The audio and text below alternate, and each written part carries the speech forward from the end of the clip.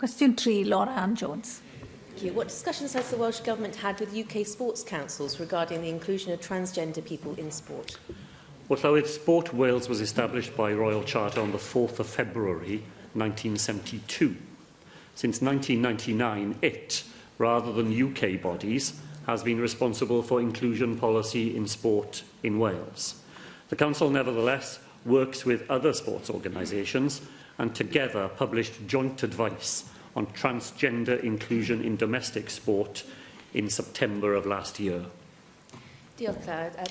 First Minister, I feel the need to be clear, and I think it's important that I make it clear, that protecting women's rights does not for one moment mean that you're anti-trans rights. Female competitors deserve the same rights as male competitors.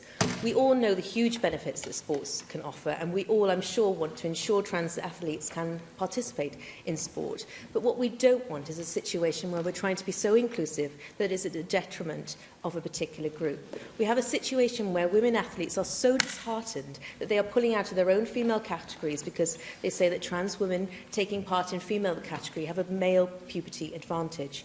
Welsh Conservatives are looking at ways that we can help ensure that every athlete can compete, looking at ways that we can work with sporting bodies across the board and look at creating an open category to ensure fairness, inclusivity and safety across the board. I'm sure that we'll all agree, above all, that it is of paramount importance that we ensure fairness in sport. It is fundamental to sport. First Minister, do you believe that trans athletes should compete in female sports? As however you feel on this issue, to resolve it, it is fundamental that one can define a woman. So, First Minister, can you do something that not many other Labour politicians have failed to do so far, which is define a woman? Well, Llywydd, my starting point is the same as Penny Mordaunt, the UK Minister responsible at the time, who said that the UK government's starting point was that transgender women are women.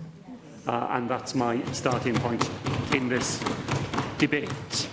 And look, it is a difficult area where people feel very strongly on different sides of an argument, and an argument that divides people who agree on most other things.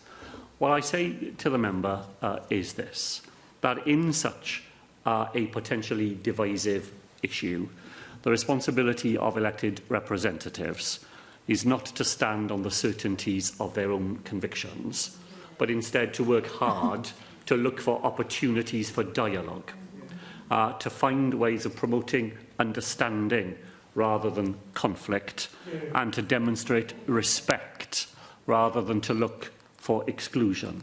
I do not understand the point that the member makes, that you can be too inclusive.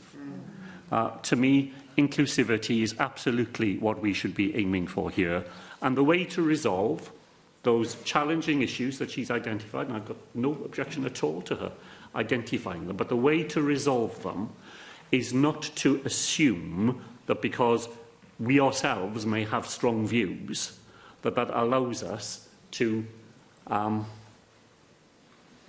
cast doubt on the sincerity of views held strongly by others. It's only by dialogue and by understanding that you can reach a conclusion to the sorts of questions the member has raised.